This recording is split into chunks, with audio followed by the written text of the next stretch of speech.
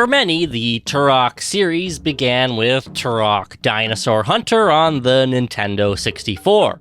But it's important to remember that it actually got its start in comics.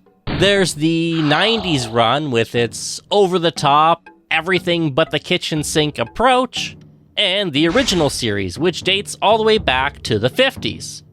So whenever Turok is seemingly reinvented, either by putting him in Gears of War, or with the Na'vi on Pandora, remember that even your favorite depiction is also a radical reinvention.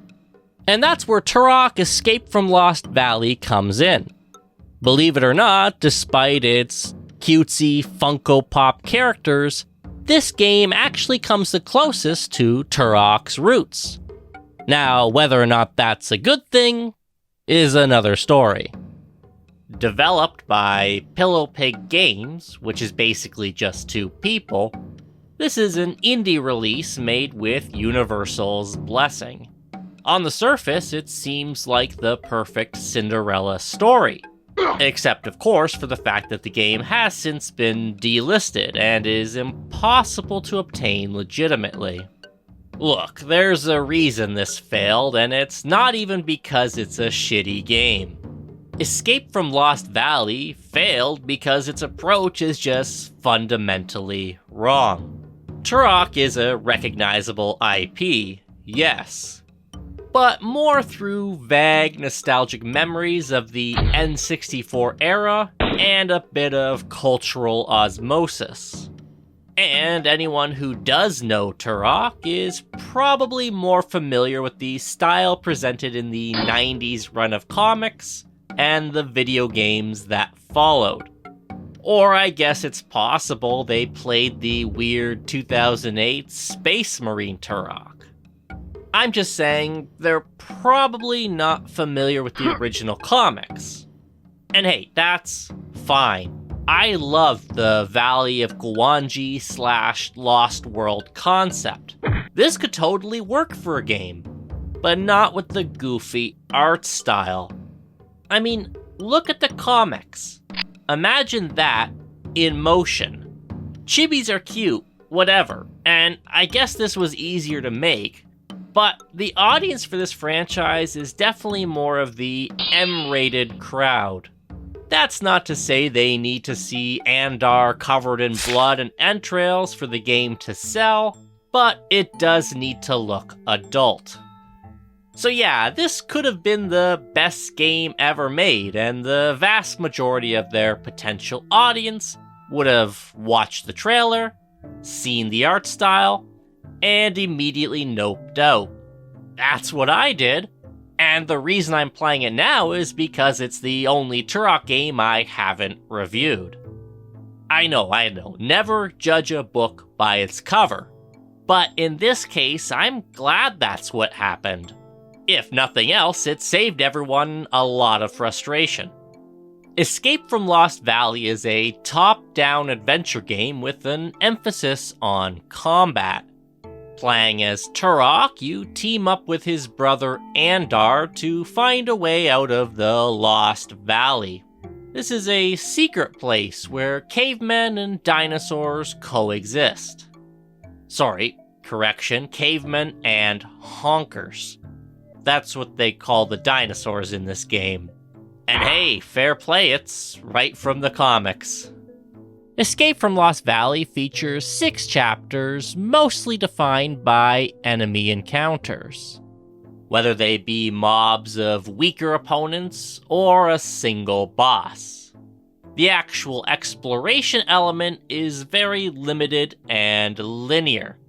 For instance, in the opening area, you can fight this optional bear enemy to unlock the fur armor, and in the 3rd chapter, backtracking to the cave once you have the fire arrow upgrade will allow you to access the healing plants. But don't get the impression this is some Metroidvania-type experience. These examples aren't cherry-picked from a lengthy list. In fact, this is pretty much it. The only other optional collectibles come in the form of dinosaur bones. You'll find one in each chapter, and if you gather all 5, you can unlock the bone armor for the final area. Honestly, this aspect of the game is so undercooked, I struggle to understand why it was implemented at all. Both of the game's meaningful consumables are limited to just one location. There's the aforementioned healing plants, which act a bit like bottled fairies from Zelda, refilling your health bar at the moment of death, and the poison berries, which allow you to make, well, poison arrows. Neither of these are necessary to progress, but as the game gets trickier, you might find yourself spending a lot of time going back to harvest these resources, especially the plants. But it's just not fun. Think about it. Say you die to a boss. Okay, so now you gotta fast travel to Chapter 3, navigate through this same cave, collect a plant, and then try again. And if you happen to keep losing, well, what are you gonna do? Try the fight again with a single health bar? It's foolish not to go back for more plants, but the process is so tedious, it becomes a literal chore. Gee, doesn't that sound great? At least with the poison berries, you can stock up on them, and really, they aren't as essential. On the other hand, the armor upgrades I think work well enough. They're all easy to unlock as long as you're paying attention, and each offer unique options. The bear fur will slow you down but allow you to take more hits, and with the lizard skin you can move faster, but you're limited to just using your knife. So yeah, the combat. That's most of the game, so how is it? The short answer? Not very good. You only get 2 weapons, the knife and the bow. They can both be charged to increase range and damage, and, that's about it. The bow has limited ammo, so you'll probably want to use your knife as much as possible. This means most engagements play out pretty much the same way. You keep your distance from enemies, either with fancy footwork or rolling, and when you have an opening, you move in and attack. Sometimes Andar will join in on the fight, which can help a bit, but he's not always there. And even when he is, it's really Turok's actions that make the most impact. In fact, during some of the fights, Andar's main contribution is to annoy you with friendly fire. His arrows don't cause damage, but Turok will still flinch, and sometimes that's all it takes to throw off your momentum. The enemies themselves are reasonably varied at least. You fight a lot of cavemen, sure, but they'll generally come at you with a new gimmick each time you encounter them.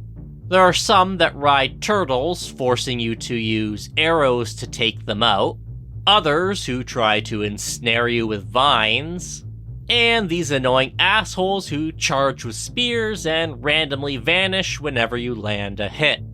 You'll also battle smaller dinosaurs that swim, fly, and stalk, but it's clear the real focus is on the bosses.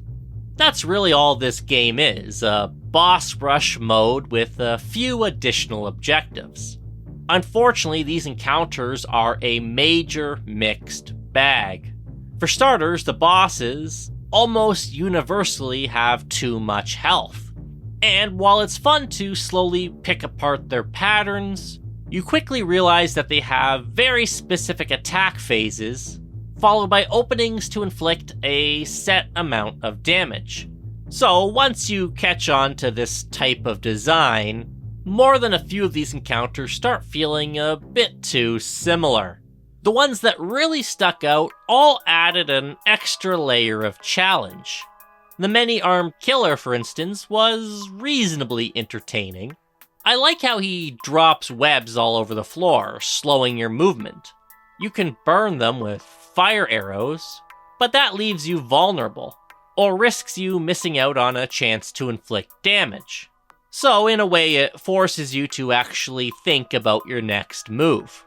Similarly, the giant flying honker added an extra layer of platforming, which was frustrating, but I do appreciate the effort. Control-wise, the game is simple to learn, and a little clunky. I felt like Turok wasn't super responsive. His rolling ability, in particular, felt too delayed to really rely on. And his main weapon, the knife, just doesn't feel very satisfying.